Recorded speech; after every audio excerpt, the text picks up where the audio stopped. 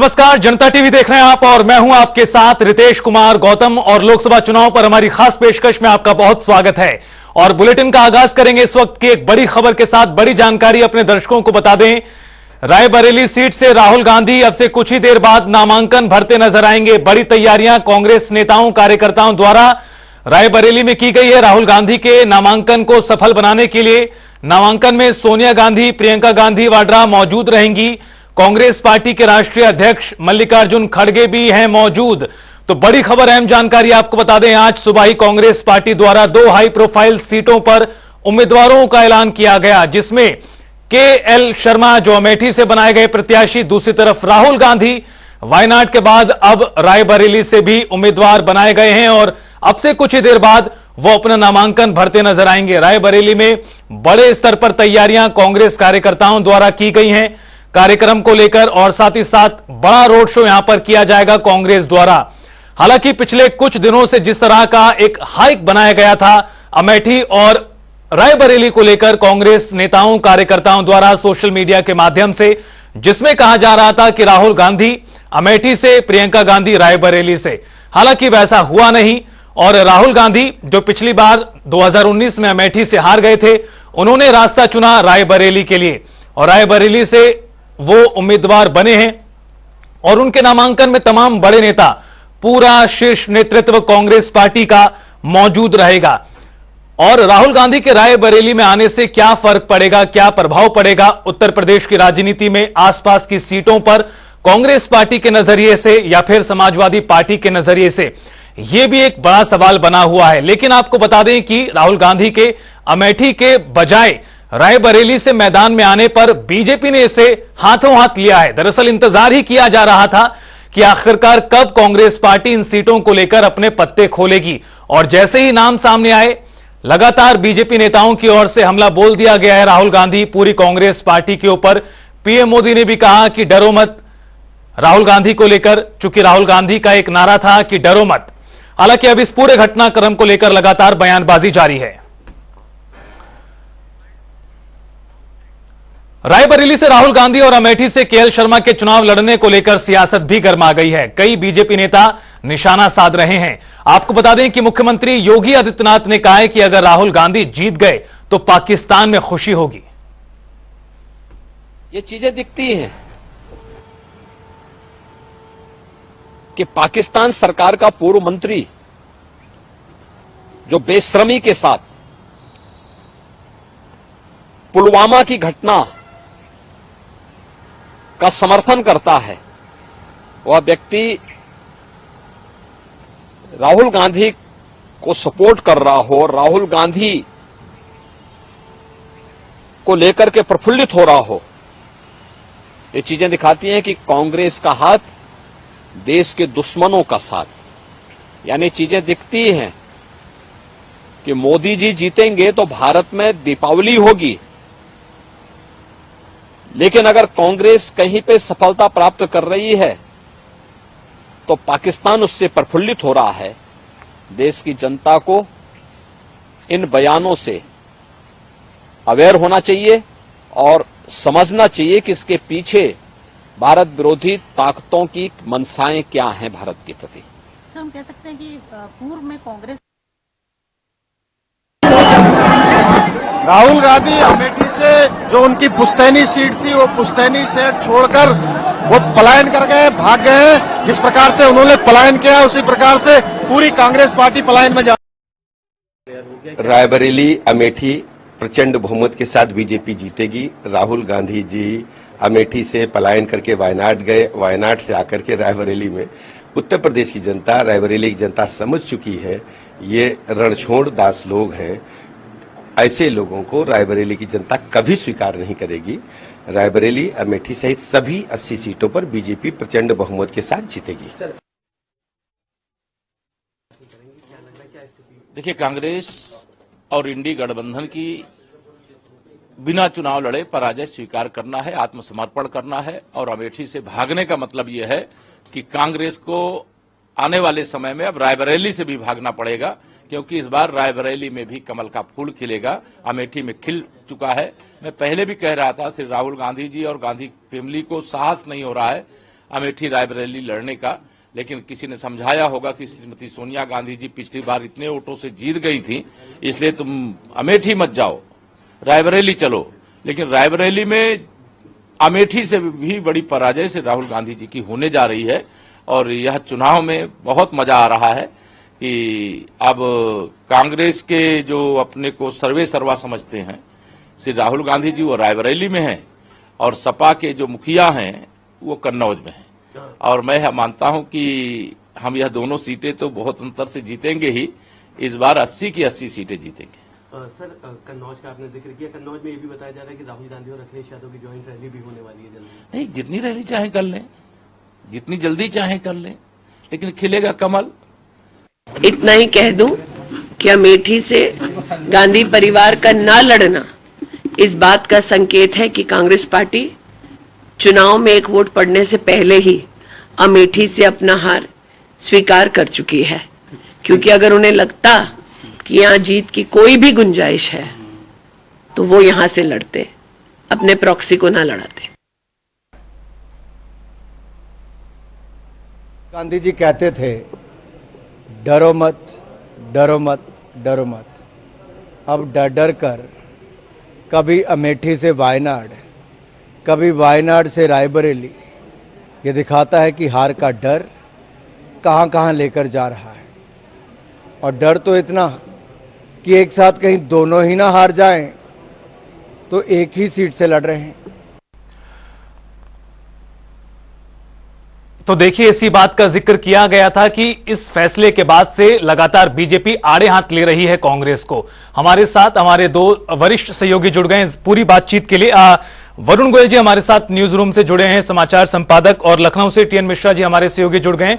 सबसे पहले वरुण गोयल जी, आपके पास आते हुए, ये तो पहले से ही निश्चित था और तय माना जा रहा था कि जब भी कांग्रेस पार्टी ऐलान करेगी नामों का, उसके बाद बीजेपी का रिएक्शन कुछ इसी प्रकार से आएगा। लेकिन ऑन अ लाइटर नोट कहा जाता है खोदा पहाड़ निकली चुईया। इतने लंबे समय से हाइक बनाया गया था अमेठी रायबरेली को लेकर, लेकिन जो आज सूची सामने आई है, इसके पीछे रणनीति किस तरह की आप देखते हैं?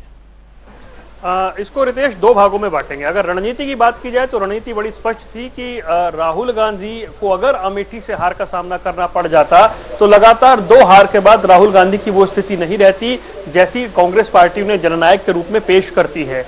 दूसरी रणनीति ये थी कि रायबरेली अगर कंपैरिजन किया जाए अमेठी के मुकाबले तो वो थोड़ी आसान इसलिए दिख रही है कि रायबरेली बहुत परंपरागत सीट है, अमेठी के मुकाबले बहुत पुरानी सीट है जहां से कांग्रेस के दिग्गज जो है वो चुनाव लड़ते रहे, गांधी परिवार के दिग्गज जो है चुनाव लड़ते रहे हैं। रायबरेली में क्योंकि दिनेश प्रताप सामने हैं और अमेठी में स्मृति ईरानी सामने है, और अमेठी की स्थिति की बात करें तो एक वो कांग्रेस जिसकी विधानसभा में 35% तक वोट शेयर था, वो 2022 के विधानसभा चुनाव में आते आते 14.5% रह गया। अमेठी की बात करें तो अमेठी की 5 विधानसभा सीटों में से 2 विधानसभा सीटें अभी बीजेपी के पास हैं।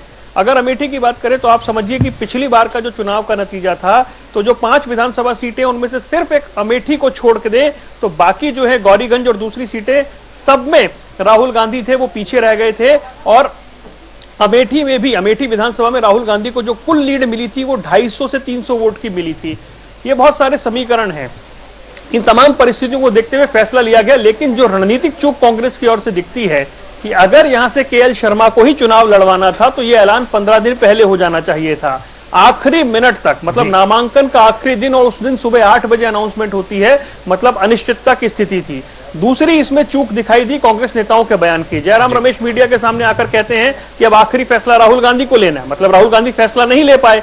तो और उसी का परिणाम है कि प्रधानमंत्री से लेकर के तमाम भारतीय जनता पार्टी के नेता खुलकर कह रहे हैं, प्रधानमंत्री ने कह दिया कि डरो मत, भागो मत, मतलब सीधा हमला है। जो मैसेज पार्टी को देना चाहिए था पार्टी नहीं दे पाई।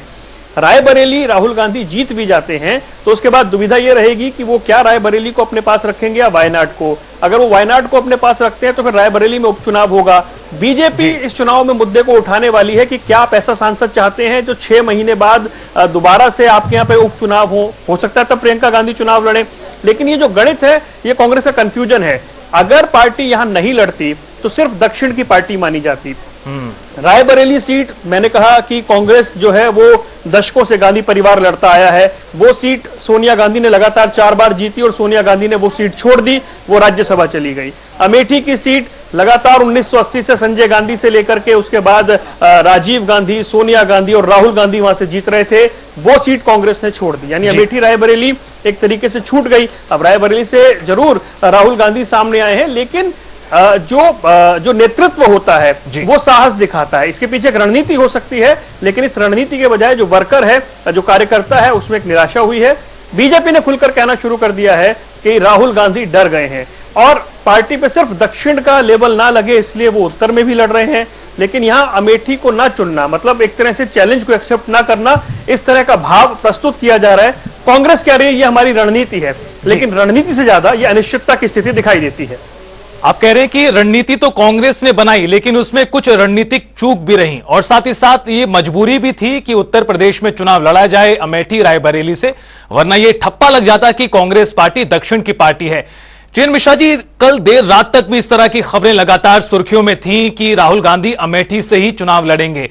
पर्चा भी लिया गया था, जो उसको लेकर पर्चा भरा भी गया था, लेकिन नाम की जगह खाली छोड़ दी गई थी। लेकिन रात से सुबह होते होते किस तरह से बदलाव आया, इसके पीछे की इनसाइड स्टोरी क्या कुछ कहती है? लगातार इसमें क्या है कि भाजपा जो है हमलावर ऐसी नहीं है, कांग्रेस की वजह से ये मामला हुई है कि कांग्रेस अपना निर्णय नहीं कर पाई, सही समय पर नहीं मिल पाया, लगातार स्थिति देती रही और जो है कांग्रेस भागती रही। कांग्रेस के खुद नेता, कद्दावर नेता दिल्ली से लेकर लखनऊ तक जो कहते रहे कि हाँ चुनाव लड़ेंगे, लेकिन आपकी में उनको जो है अमेठी बजाय रायबरेली चुनना पड़ा। इसका मेरा सीधा तो मानना है कि जो है अमेठी से उनको जीत की कोई उम्मीद नहीं थी और तभी तो इस लिहाज के डर से उन्होंने जो खुद जो है किनारा काट लिया। और चूंकि ऐसा नहीं था कि लगातार अमेठी कार्यकर्ता मांग कर रहे थे, इस बार जो है स्मृति ईरानी के खिलाफ माहौल है और वो जो है कांग्रेस को वोट देंगे और कांग्रेस में राहुल गांधी चुनाव लड़ना चाहिए। लेकिन कांग्रेस से क्या उनका फीडबैक मिला पता नहीं, लेकिन इतना जरूर नेताओं में हतोत्साहित है और वहां का एक बड़ा वर्ग हतोत्साहित हुआ कांग्रेस का, जो राहुल समर्थक था और जो गांधी परिवार का समर्थक था। और अब जो है रायबरेली सीट सीट मानी जाती है, इसीलिए लोग रायबरेली को चुना और रायबरेली का जो है जो मतदान जो है यहाँ नामांकन करने जा रहे हैं जी। बिल्कुल टीएन मिश्रा जी, मैं लौटता हूं आपके पास। एक बार रायबरेली का भी रुख कर लेते हैं। रायबरेली से ग्राउंड जीरो से हमारे संवाददाता राहुल मिश्रा भी हमारे साथ जुड़ गए हैं। राहुल, किस तरह की तैयारियां कांग्रेस पार्टी द्वारा यहां पर की गई हैं? चूंकि कहा जा रहा है कि बड़ी संख्या में कांग्रेस के नेता मौजूद हैं, कार्यकर्ता मौजूद हैं, ग्राउंड पर किस तरह की तैयारी? अगर देखा जाए तो राहुल गांधी अपने केंद्रीय कार्यालय, कांग्रेस के केंद्रीय कार्यालय से निकल चुके हैं और नामांकन के लिए कलेक्ट्रेट परिसर पहुंच चुके हैं। वही कांग्रेस की अगर बात की जाए तो प्रियंका गांधी, सोनिया गांधी, अशोक गहलोत और भी कई बड़े नेता यहाँ पे इस समय मौजूद हैं राहुल गांधी के नामांकन में। बिल्कुल, यानी आपसे कुछ ही देर बाद यहां पर नामांकन करते नजर आएंगे राहुल गांधी। एक बार फिर मैं आपके पास आना चाहूंगा वरुण गोयल जी, जिस तरह से आपने कहा कि कुछ रणनीतिक चूक भी रही, फैसला लेने में भी आनाकानी करते रहे तमाम नेता, कहा यह जा रहा था कि रायबरेली से प्रियंका गांधी और अमेठी से राहुल गांधी, अगर ऐसा होता तो क्या प्रभाव पड़ता, और अब जो हुआ है उसका किस तरह से फर्क या प्रभाव पड़ेगा? अच्छी बात है कि कांग्रेस पार्टी जब पूरे देश में कह रही है कि माहौल है, राहुल गांधी को लोग सुनना चाहते हैं, ऐसे में राहुल गांधी अगर अमेठी से चुनाव नहीं लड़ रहे हैं, अगर ये कहा जा रहा है कि बीजेपी के खिलाफ एंटी इनकम्बेंसी है, स्मृति ईरानी के खिलाफ एंटी इनकम्बेंसी है, एक सीट जो 9 बार कांग्रेस ने जीती और उस सीट से सिर्फ एक हार के बाद, और मतलब वो हार भी 50-55 हजार वोट की थी, उस हार के बाद क्या अगर राहुल गांधी का ग्राफ बढ़ रहा है और अगर स्मृति ईरानी का ग्राफ गिर रहा है, तो क्या इस तरह का साहस नहीं दिखाया गया? ये कैसी रणनीति है?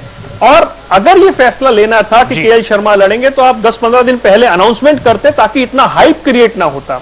नामांकन के आखिरी दिन सुबह तक आपने एक माहौल बनाया। जयराम रमेश और दूसरे जो कांग्रेस के नेता हैं उन्होंने सामने आकर यह कहा कि आखिरी फैसला राहुल गांधी को लेना है। अमेठी जो है उसे पूरा पाट दिया गया राहुल गांधी के पोस्टर बैनर से, और अगर राहुल गांधी को फैसला लेना है इसका मतलब ये रणनीति नहीं है। राहुल गांधी ने फैसला लिया कि वो यहां से नहीं लड़ेंगे, वो रायबरेली से लड़ेंगे। अब एक बात और समझिए, राहुल गांधी की अमेठी को लेकर गंभीरता इस अंदाज से नजर आती है कि 2019 का चुनाव हारने के बाद, लगातार पहले जीत रहे थे, 2019 का चुनाव हारने के बाद 5 साल में राहुल गांधी सिर्फ 2 बार अमेठी गए, एक बार भारत जोड़ो यात्रा के समय और एक बार 2021 में एक समीक्षा बैठक के समय। तो मतलब राहुल गांधी ने सिर्फ दो बार पिछले 5 साल में अमेठी का रुख किया। यही बताता है कि अमेठी से उनका मोह भंग हो चुका था। लेकिन एक ऐसी सीट जो परंपरागत सीट रही है, उसे भले ही बीजेपी ने जीत लिया हो, क्या कांग्रेस कोशिश नहीं कर सकती थी उस सीट को वापस पाने की? हालांकि कांग्रेस के तमाम नेता अब सोशल मीडिया पर लिख रहे हैं कि केएल शर्मा बहुत मजबूत दावेदार हैं, बहुत मजबूत चेहरा हैं, लेकिन क्या वाकई स्मृति ईरानी के सामने वो इतना मजबूत चेहरा है कि वो स्मृति ईरानी जिन्होंने राहुल गांधी को हराया था? तो कांग्रेस इस फैसले को बहुत सामान्य रख सकती थी अगर 15-20 दिन पहले वो केएल शर्मा के नाम का ऐलान कर देती और रायबरेली से अंतिम समय में भी ऐलान हो जाता, चाहे प्रियंका गांधी लड़ती या राहुल गांधी लड़ती। लेकिन जो सुबह 8 बजे तक अनिश्चितता की स्थिति रही है, उसने बीजेपी को यह कहने का मौका दे दिया है कि अमेठी से पार्टी डर गई है, राहुल गांधी डर गए हैं। और हुआ भी ऐसा ही। जैसे ही सीटों का ऐलान हुआ, बीजेपी की टॉप लीडरशिप से लेकर के राज्यों के मुख्यमंत्री तक सबने ये कहना शुरू कर दिया कि राहुल गांधी डर गए। बिल्कुल, और यही उम्मीद भी लगाई जा रही थी, यह भी दबाव कहीं ना कहीं कांग्रेस के ऊपर था कि लिस्ट किस तरह से जारी की जाए। लेकिन आपकी जो एक बात बहुत जबरदस्त नजर आती है कि भले ही रायबरेली को रोक लिया जाता, लेकिन अमेठी से अगर केएल शर्मा को ही उतारना था तो वो पहले उतारा जा सकता था ताकि ये गुब्बारा इस तरह ना फूटता। लेकिन टीएन मिश्रा जी, अब चूंकि केएल शर्मा को उतारा गया है मैदान में और कहा जाता है कि पुराने कांग्रेसी हैं, लंबे समय से यहां पर मौजूद रहे हैं, सोनिया गांधी के प्रतिनिधि भी रहे हैं यहां पर, सांसद प्रतिनिधि, अब चूंकि मैदान में उन्हें उतारा गया है, वो किस तरह की फाइट दे सकते हैं अब स्मृति ईरानी के सामने? देखिए, स्मृति ईरानी के सामने जब गांधी परिवार सदस्य लड़ता तो वो बात दूसरी होती और केएल शर्मा का लड़ना बात दूसरी है।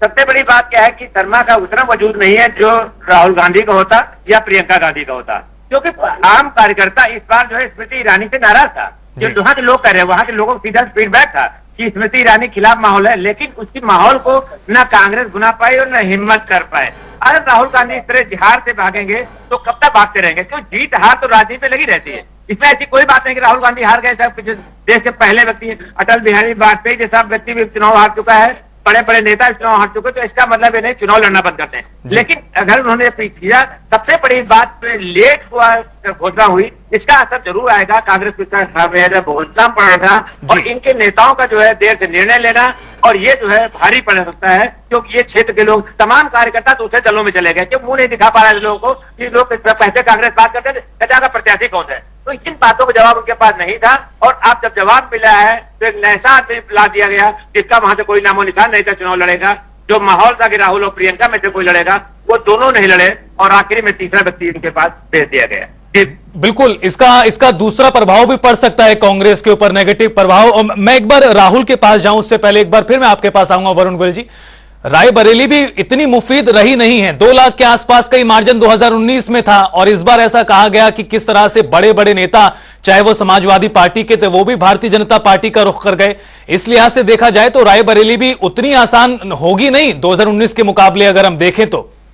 2019 में दिनेश प्रताप और सोनिया गांधी के बीच हार जीत का जो मार्जिन था रितेश, वो 1,67,000 वोट का था। मतलब लगभग 38% वोट जो थे वो दिनेश प्रताप ले गए थे।